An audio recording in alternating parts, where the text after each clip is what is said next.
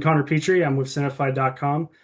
It's fantastic to get to speak to the two of you. I just burned through all 16 episodes the last few days, and Nice. it's safe to say I'm addicted to it, and I'm upset that it's all done for now. So, Oh, awesome. so I do have some questions. What is the origins of Digman? Like, was it? I know this is the second season, so I know you've probably answered this question over and over, but I'm just curious: was this the animation style and the sense of humor this show has? Like, did it have anything from your childhood that you brought over into this? Definitely. Neil, you want to start? Sure, yeah. I mean, this all began when Andy and I would just be on set at Brooklyn Nine-Nine, and I was a writer, and Andy was one of the cast members. I was in the And cast. yeah, and he, we'd be sitting on set, and we love animation, and we would talk about how cool it would be to create an animated show and get to work with, in a field that we love, but we hadn't really worked in before with adult animation on TV. And um, eventually, somewhere along the way, the things clicked, and Andy said, "Oh, what about like a dickhead Indiana Jones?" And then we started sort of brainstorming other characters around that, and eventually, and then came up with the idea that it should be a world where the archaeologists are big celebrities, and that added a dimension that really like brought it to life. And then eventually, and that was like over a few years, we just sort of kept chipping away here and there, and then we wrote the pilot in 2020 together. And even then we had a bunch of characters, we had an outline, but I think it was like writing page one where it was like, oh, the pilot needs a name, Swooper, or something. So it was just constantly making new discoveries along the way. And I am curious because I just throughout the pandemic I got into Brooklyn Nine-Nine, and I mean that was my obsession during those few years. So I'm curious, like when you go from like a live action sense of comedy and then you transfer that into animation, like what is the key to for both outlet like formats? What's the key to great comedy in your guys' eyes? I mean, if you asked me, the key is the same, which is timing of all of it, and obviously writing, you can't without the writing, but like once you get into the edit, it's protecting the ideas behind the jokes and making sure that they are conveyed properly. Because you can have great jokes, but if they're not captured and cut right, it just dies. Um, and I think one of the things that we transferred from Brooklyn into Digman and maybe even amped up is pace, which is something I love in comedy personally. Um, like even watching something like SpongeBob, where you're just like, oh my God, it's so fast. It just makes me happy. Yeah. And I think we're dealing with generations now that were raised on that pace and are ready for it to be fast. And it protects jokes to throw them away a little bit more and just move through them. And, even for me, like I remember when Arrested Development came out being like, oh, I got to watch every episode twice because I want to hear all the jokes and like know what all the good writing was. And there's Yeah. something about that to me as a fan of comedy that is really satisfying and exciting. So it's what I've always aspired to. And I think Neil is similar. So, Yeah, uh, yeah. I'm more of like into The- like Tartuffe and stuff, but yeah. Hey, I like Tartuffe. There's one episode in this new season that really I think is probably my favorite of the series, and it's called The Eligible Archie. And I mean in recent years I've gotten into like the reality TV kind of venture. I know it's listed that Rachel Kelly wrote Mhm. it, but I was wondering like how much like watching of reality TV do you think went into writing that episode? Because it was so like per like T. It was exactly like every moment was like almost exactly how I expect it all to play out in every reality show I watch. Yeah, yeah. Rachel wrote that and did an amazing job. I mean, as with every episode, the whole room is pitching on jokes and moments, and um, uh, people have their different reality kind of faves, and we're able to that not everybody all shared, but we're able to bring a lot of pitches to it from a bunch of different angles. But one thing I do want to say is our supervising director Mike Mayfield really like and Sarah who directed the episode as well, but we really said to him, like, usually in a script, you're like, well, it's exterior here, interior here. And we were like, he loves The Bachelor, Mike Mayfield. And we were like, even if it's not a slug line in the script, just add whatever, like a time lapse shot of like the traffic going by or the sun going down and outside the palace or whatever. And he knew all that stuff. And he really, along with Sarah who directed it, like added all these elements that weren't necessarily like slug lined in the script, but that he was able to really make it have the actual feel of a reality show. And honestly, we should probably also mention Megan, our editor, who also Yes.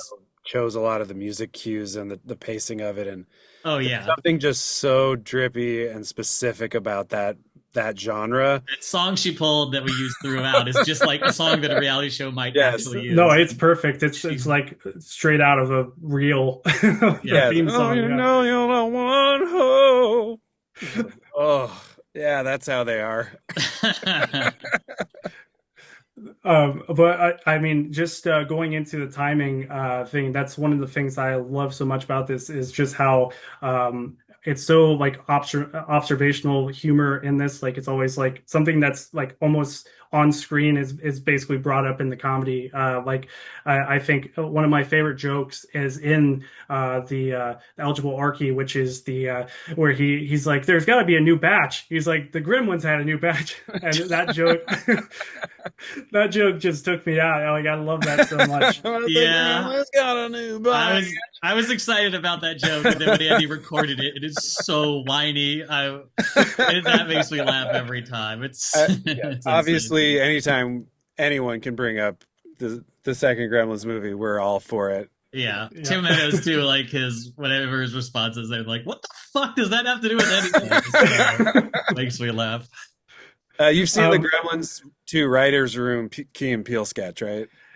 Absolutely. I Oh have. yeah, Yeah. That's like one of my favorite sketches ever yeah, written. with Heather Campbell. Yeah, Oh that's great. God, it's so funny.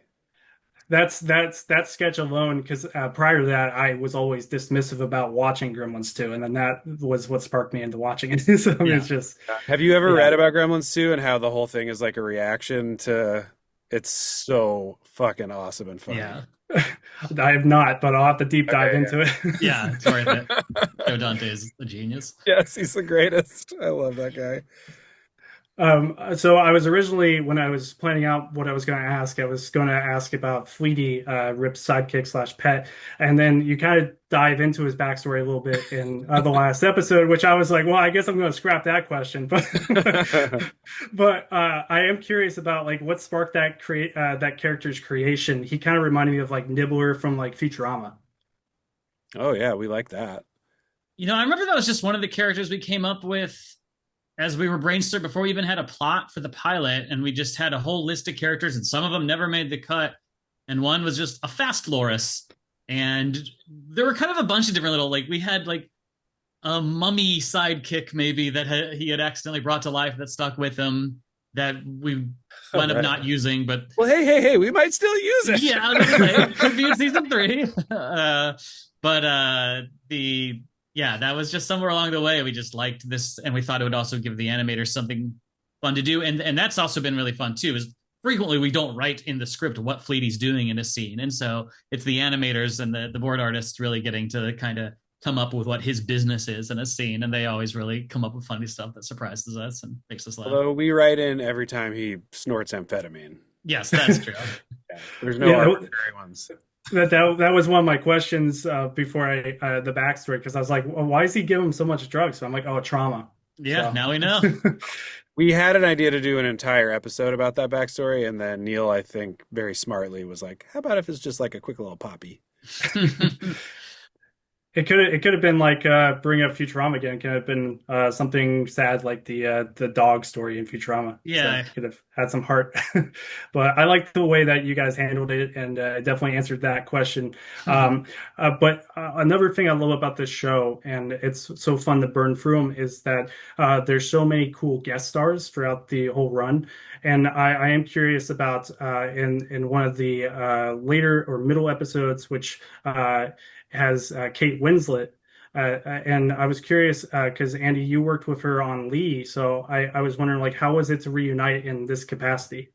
It was super fun. She was in LA for some other stuff. I'm gonna guess some Avatar stuff. Uh, and when we had been shooting Lee, which was a very serious movie, but I loved that experience, and she and I became friendly.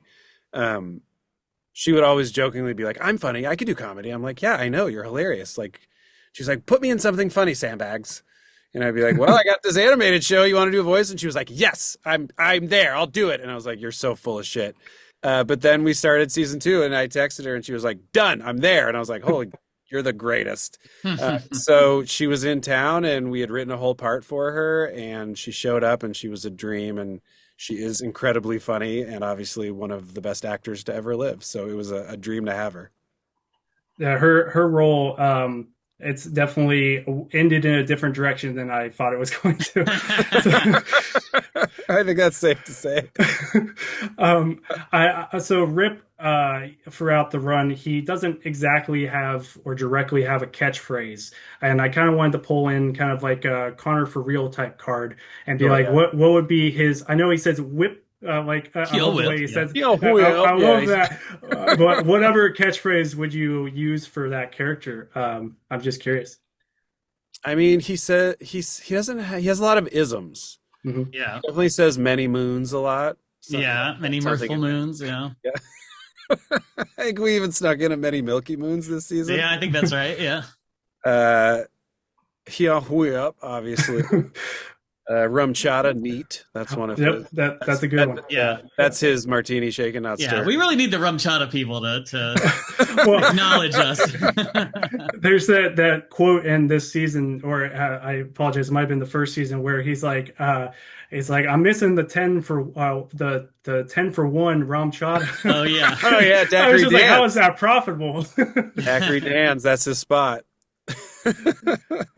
But I am curious, Andy, because this voice that you do Yeah. for Rip, what Yes. inspired that? Because at the beginning it felt there like kind of like a play on Nick Cage. Is Yes. that accurate?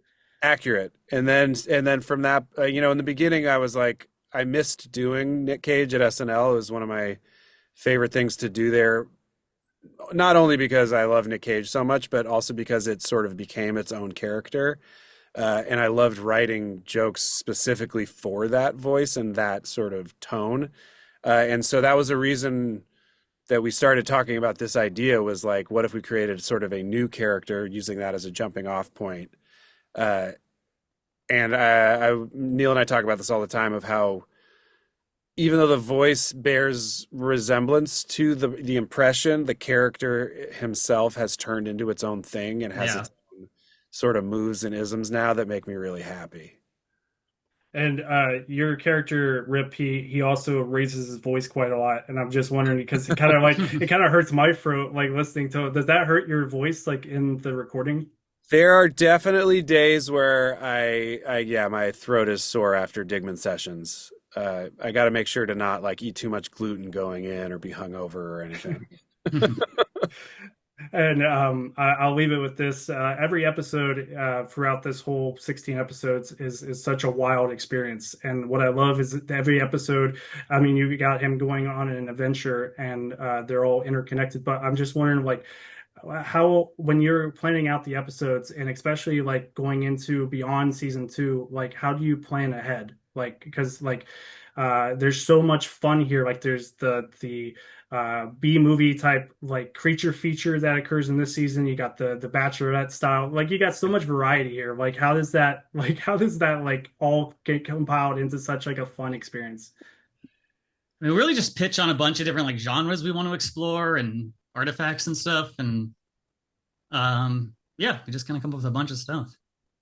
Yeah, I mean the whole Right, I got mission one. statement of Digman for us was we want to make a show where any idea we're excited about we can just do. So I think that's kind of what you're getting at is like we're not limiting ourselves because it's we don't want all the episodes to just feel exactly the same. I think there are shows like that that are comfort food where that's the beauty of them, but for us that wasn't why we wanted to do this one. So um I'm glad that it feels of a piece to you because to us it is really like the through line is the story and the characters, but the backdrops and the worlds we're exploring part of why we loved an adventure archaeology series was that we could take it into all of our favorite genres from TV and movies. So that's what we're trying to do. Well, thanks so much for taking the time to speak to me about the show. I mean, Yeah. I'm loving it so far, and I can't wait to see what comes next. Awesome. Thank you, man. I appreciate it. Thanks for watching it. Thanks.